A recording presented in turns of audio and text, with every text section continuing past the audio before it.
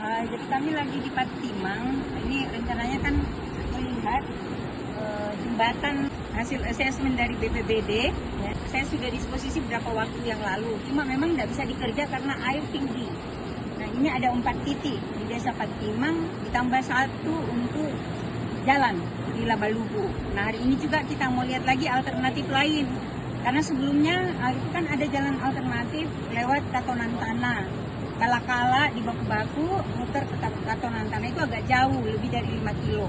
Nah saya diberi informasi bahwa itu ada yang mungkin bisa ditinjau.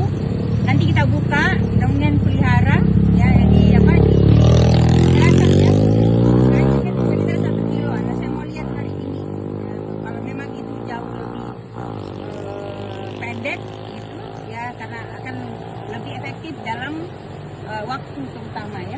Dan kita lihat karena yang ada sekarang yang alternatifnya itu cukup jauh, itu 5 kilo itu muter. Nah kalau ini kan kalau betul cuma 1 kilo, saya kira dengan PU bisa segera nanti mungkin pakai OP-nya dulu, kita pakai OP dulu. Kalau memang nggak bisa pakai OP, pakai BTT dulu lah. Masih terkait penanganan jalannya. Yang lalu itu saya minta apa nggak bisa ditinggikan. Nah teman-teman PU ada yang bilang bisa ditinggikan, ada tidak. Nah tapi prinsipnya adalah kalau tidak ditangani sungainya, apapun yang kita lakukan di jalannya itu tidak terlalu efektif. Jadi memang yang paling penting penanganan sungai. Nah, di rakor penanganan bencana tanggal 2 Januari yang lalu itu saya sudah sampaikan kepada Pak Menko waktu itu, termasuk juga ke Kepala BNPB, mudah-mudahan bisa diintervensi. Karena kalau dari balai sendiri dia punya mereka punya kendala terutama di penganggaran. Karena kemarin hanya pakai biaya OP atau pemeliharaan.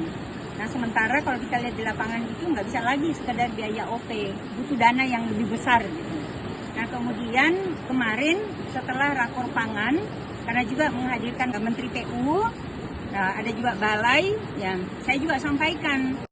Nah mungkin yang perlu diluruskan di sini ini tidak hanya sekedar bicara tentang infrastruktur, tapi infrastruktur yang menunjang program ketahanan pangan. Contoh misalnya, kalau misalnya yang Labalubu itu kita tidak tangani sungai pertemuan 4 sungai, bukan 2 sungai lagi, 4 sungai itu tidak kita tangani, ya maka ya itu akan berdampak pada daerah-daerah sentra produksi kita. Itu intinya, gitu ya.